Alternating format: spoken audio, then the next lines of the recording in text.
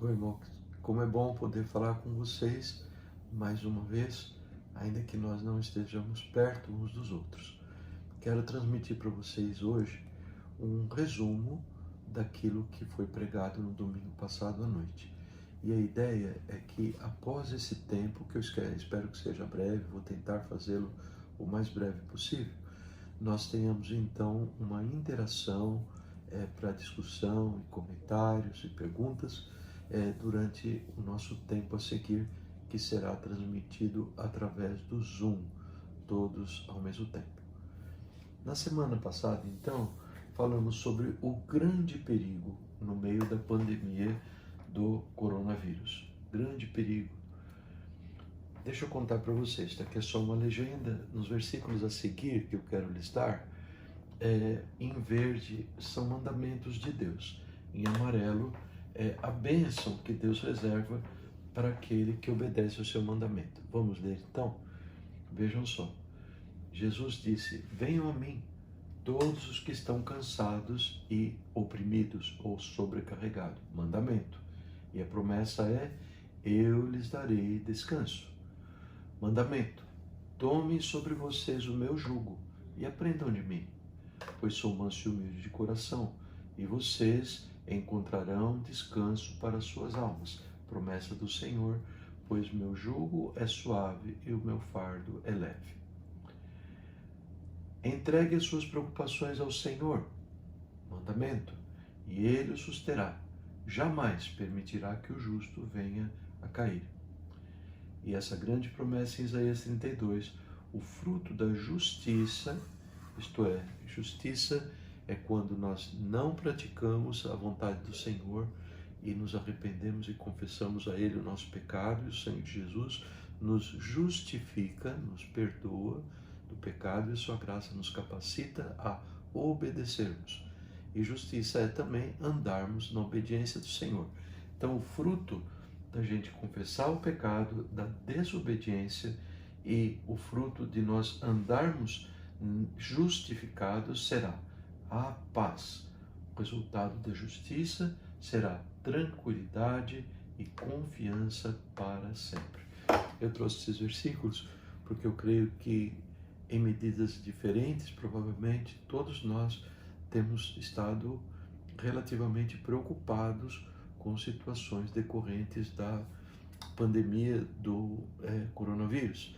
E preocupação é uma situação que merece cuidado da nossa parte. Conforme o vídeo excelente que o pastor Jonas postou ontem, quando nós andamos preocupados, nós andamos tristes.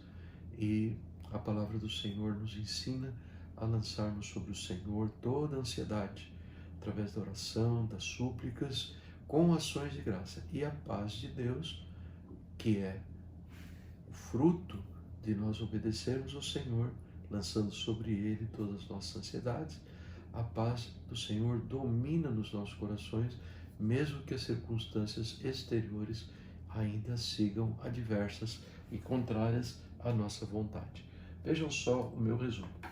Vir para Jesus, então, carregar o jugo de Jesus, que é a primeira ordem que Ele nos dá, é o mesmo que entregar ao Senhor as suas preocupações, as minhas preocupações. É assim que nós vamos a Jesus. Nós estamos carregados, sobrecarregados de preocupações, e nós vamos a Ele em oração, com súplicas, com ações de graça, e falamos com o Senhor, e Ele nos cumpre a sua promessa, que é nos dar descanso, paz e tranquilidade. E também sustento para que não caiamos, segurança e alegria em lugar de preocupação e tristeza. Faltou a letra M aqui em português. Este é o nosso Deus, que nessa hora de dificuldade quer nos sustentar com aquilo que é real, aquilo que é verdadeiramente um produto da sua bondade nas nossas vidas, e que vem a nós quando nós entregamos ao Senhor as nossas preocupações. Eu quero cantar com vocês, com a Débora, esse corinho muito precioso, que é Não Temas. É um texto da palavra do Senhor lá em Isaías 41, talvez você queira anotar aí e ler mais tarde. É daí que esse jovem, esse talvez não mais tão jovem, Asaf Borba, ele compôs esse lindo corinho que tem sido uma grande bênção para as nossas vidas, particularmente para aqueles que levaram a palavra de Deus a sério ao longo dessa semana de preocupações. Vamos cantar? Vamos cantar, Bela? Uhum. Ok.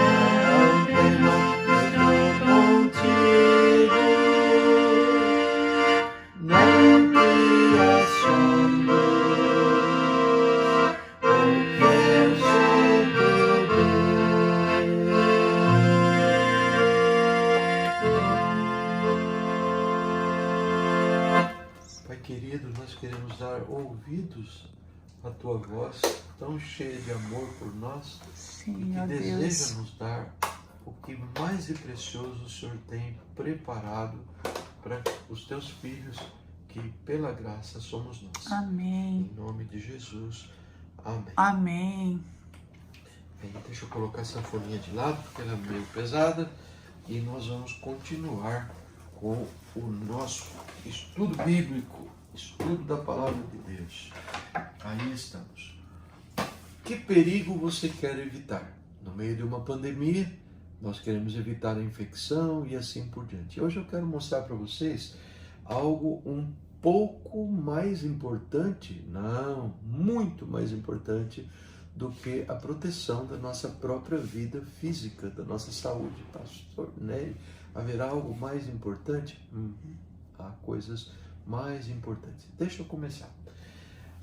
Existe um pensamento comum e que nós encontramos respaldo na palavra de Deus para ele, que a fé no nosso Deus nos confere imunidade contra várias coisas nesta vida, mas nós temos que entender que essa imunidade, ela ocorre segundo a vontade de Deus e não apenas segundo a minha vontade.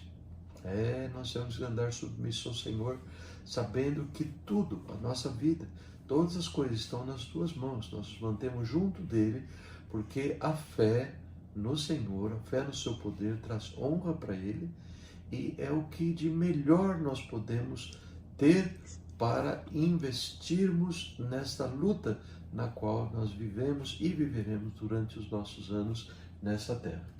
Vejam só, a grande pergunta é: será que a fé sempre nos confere imunidade contra pobreza, fome, ingratidão, conflitos interpessoais, perseguição, contra a guerra, contra o coronavírus e outras enfermidades ou contra a morte?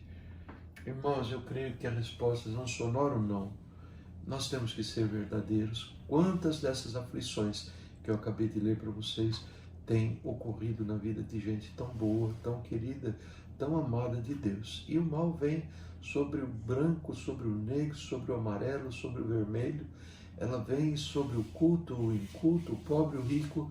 Nós não encontramos um lugar, nem para aqueles que andam na fé, que nós podemos dizer: aqui nesse lugar eu estou absolutamente seguro, livre, imune que essas coisas ocorram comigo. Quero ler para vocês Romanos capítulo 8, onde o Senhor nos diz a mesma coisa que eu acabei de comentar. Vejam só, se vocês ouviram bem aquilo que eu comentei. Por amor de ti, Senhor, enfrentamos a morte todos os dias. Somos considerados como ovelhas destinadas ao matadouro. Pessoas nos condenam ao matadouro, enfermidades, adversidades econômicas, de relacionamento. Nós estamos assim expostos diariamente, todos nós expostos a essa adversidade. Esta é a realidade, quer alguém goste ou não goste. Mas vejam que interessante.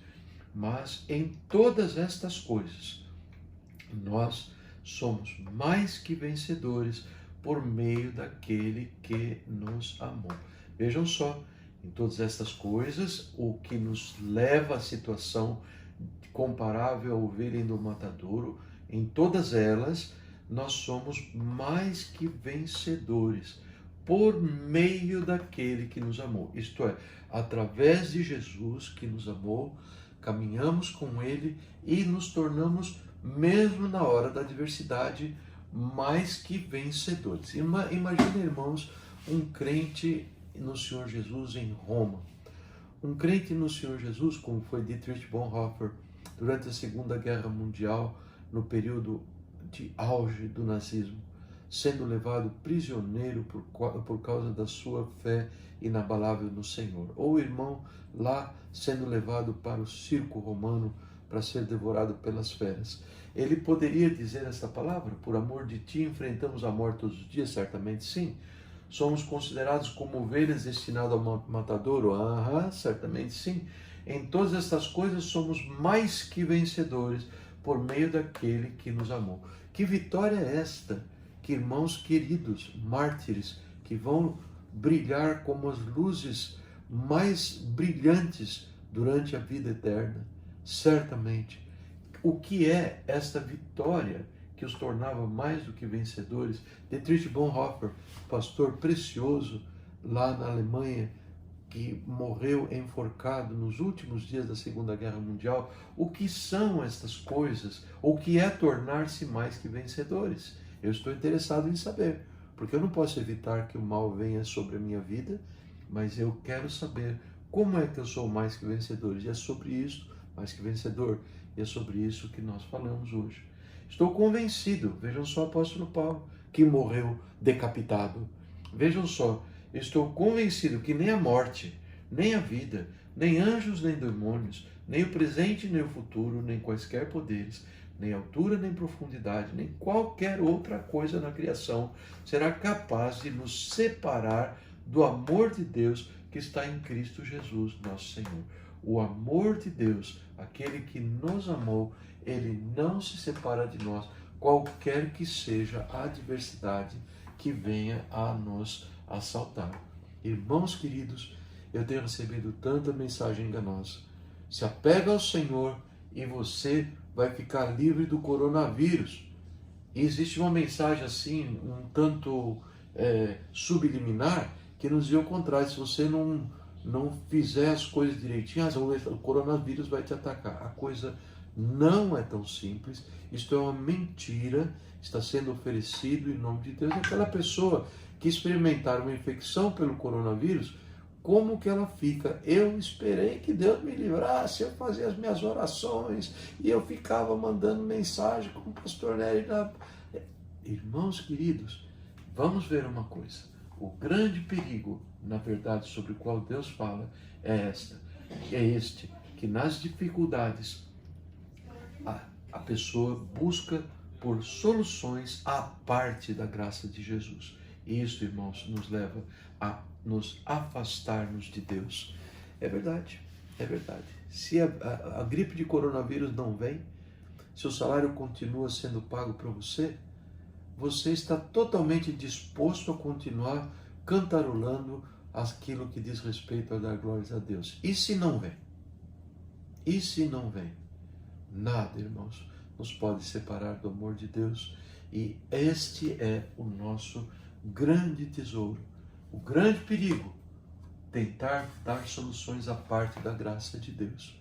Deus, as coisas estão muito difíceis, me dê sua graça, me faça vencer essa tristeza no coração. Senhor querido, a despensa está esvaziando. Oh Deus, manda a sua graça. E o Senhor é fiel em nos dar a sua graça na medida que Ele deseja. Vejam bem, por que as coisas ruins acontecem com pessoas boas? Existe uma tendência geral, isso virou até assunto de livro, não é? Título de livro. Uma tendência muito forte de pessoas pensarem dessa maneira. Eu sou bom, tem que ficar bom, tem que fazer cara de bonzinho, tem que falar com vozinha bem comportadinho quando fala com você. Ai, Dedé, meu amor, será que você pode me pegar um copinho de chá? Porque eu estou me vendo em perigo. Então o propósito da minha voz aveludada é um propósito meio egoísta, não é? Para conquistar a favor de Deus, conquistar a favor da Débora, não é verdade? E quando eu sinto que as coisas estão sob o meu controle, ocorrendo como eu quero, então eu me torno num bruto, num cavalo outra vez. Não, não pode ser assim. O Senhor vai lá no fundo do nosso coração para encontrar a resposta. Por que é que coisas ruins acontecem com pessoas boas, se é que as pessoas boas existem? Jesus, nesse texto, eu já li para vocês, ele foi informado sobre uma tragédia. Pilatos havia matado galileus que vieram oferecer sacrifícios por alguma razão que nos é desconhecida. E Jesus responde a essas pessoas que o procuraram, dizendo: e vocês pensam que eles eram mais pecadores do que os outros? Sim, eles sabiam, Jesus sabia que lá no íntimo as pessoas tinham e têm hoje em dia ainda esse pensamento. E Jesus joga o centro do problema lá para a área espiritual, dizendo: eu lhes digo que não, eles não eram mais pecadores que vocês, que não foram mortos por Pilatos. Mas se vocês não se arrependerem, todos vocês também perecerão. E ele conta um outro desastre que aparentemente tinha acontecido há algum pouco tempo atrás, que foi a queda dessa torre de Siloé, que matou esmagadas 18 pessoas. E dizia: vocês estão achando que eles eram mais culpados do que os que não morreram? Não. E Jesus repete a mesma palavra: eu lhes digo que não. Se não se arrependerem, todos vocês também perecerão. Há um perigo maior rondando. Há um perigo sobre o qual Jesus indica claramente nessas palavras que os eventos desse mundo são desígnios de Deus e que seu controle não pertence a nós. Jesus fala sobre um risco muito maior que o sofrimento nessa vida, que é o sofrimento eterno, eterno.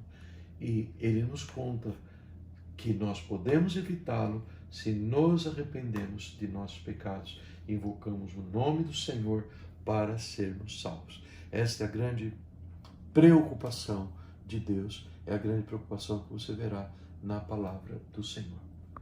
Vejam só, eu contei para vocês sobre os heróis da fé.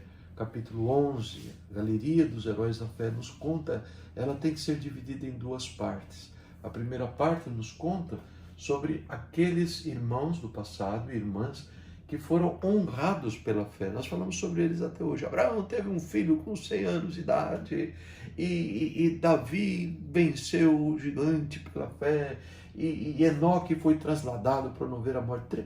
Tremendos feitos da fé que eles jamais teriam experimentado se não tivessem tido fé em Deus. Vejam só, ele nos diz que pela fé eles conquistaram, falando sobre todo o grupo e outros não mencionados, conquistaram reinos, praticaram justiça, alcançaram o cumprimento de promessas, fecharam a boca de leões, olha Daniel aqui que não está na lista, apagaram o poder do fogo, escaparam o fio da espada, da fraqueza tiraram força, tornaram-se poderosos na batalha e puseram em fuga exércitos estrangeiros. Houve mulheres que pela ressurreição tiveram de volta os seus mortos. Tremendos fatos da fé, consequentes da fé dessas pessoas. Mas tem uma segunda metade nesse capítulo, a partir do versículo 35b, segunda mensagem. Ele fala sobre aqueles que honraram a fé, que trouxeram honra à fé que nós recebemos com as suas vidas. Como foi as suas vidas? Que tipo de vitória eles herdaram? O Senhor segue dizendo, uns ou alguns outros foram torturados e se recusaram a ser libertados para poderem alcançar uma ressurreição superior.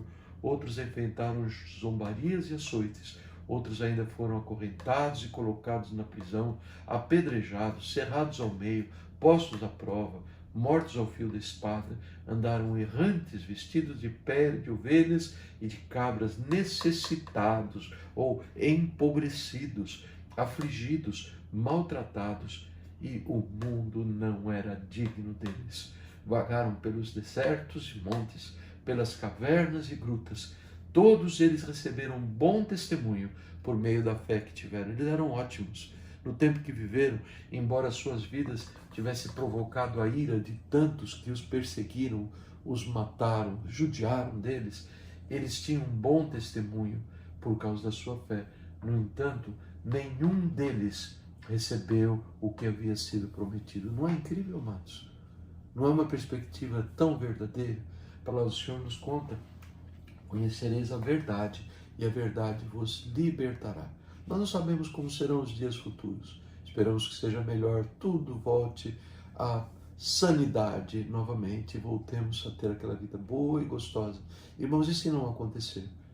Que perigo nós correremos se nos concentrarmos obsessivamente em buscar o bem, no matter what. Eu vou conseguir, eu vou fazer, e tantos poderão se perder no endurecimento pelos seus pecados e abandonarem a Deus. Nós vimos que isso não foi o caso de Sadraque, Mesaque e Abednego. Vocês sabem bem a história e meu tempo já está correndo longo e eu quero terminar nos próximos minuto e meio ou dois. Sadraque, Mesaque e Abednego, está aí o trecho em Daniel, no capítulo 3, maravilhoso para você ler. Eu sei que tem criança pequena para dividir em uma ou duas sessões e ler com eles e orar com eles e ver o fato de que esses moços se recusaram a se curvar diante da estátua do rei, conforme havia sido o mandato do rei. Só a graça de Deus, irmãos. Só a graça. Eles são baluartes da graça no Novo Testamento. Ninguém nasceu corajoso assim. E se estiver falando de uma raça superior, de gente que já nasce corajosa, eu não pertenço a essa raça.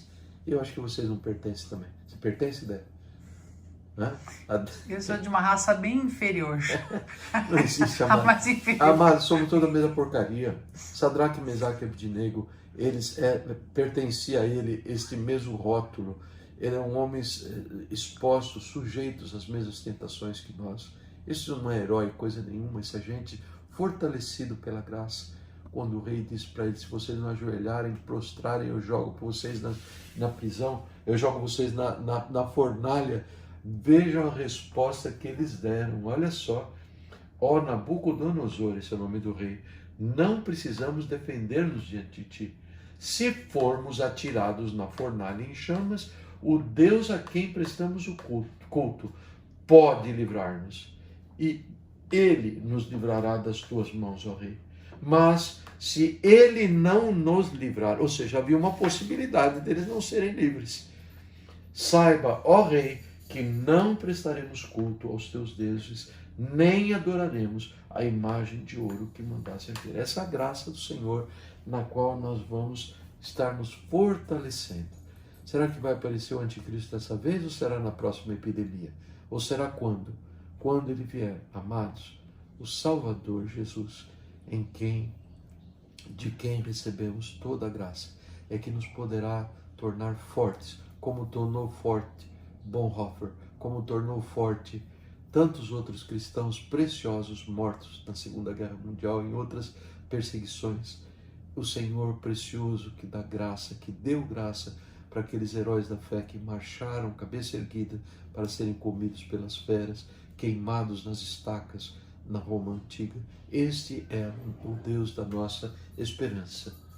E Apocalipse 12 nos conta: o diabo foi lançado à terra. Ele, a antiga serpente, chamada diabo ou Satanás, que engana todo mundo, ele e seus anjos foram lançados à terra. Então ouviu uma forte voz do céu que dizia: agora veio a salvação, o poder e o reino do nosso Deus e a autoridade do seu Cristo, pois foi lançado fora dos céus, o acusador dos nossos irmãos, que os acusava ou acusa diante do nosso Deus dia e noite. E eles, os servos de Deus, cobertos pela graça de Deus, eles o venceram pelo sangue do Cordeiro e pela palavra do testemunho que deram. Diante da morte, não amaram a própria vida. Portanto, celebrem-no, ó céus, e os que nele habitam.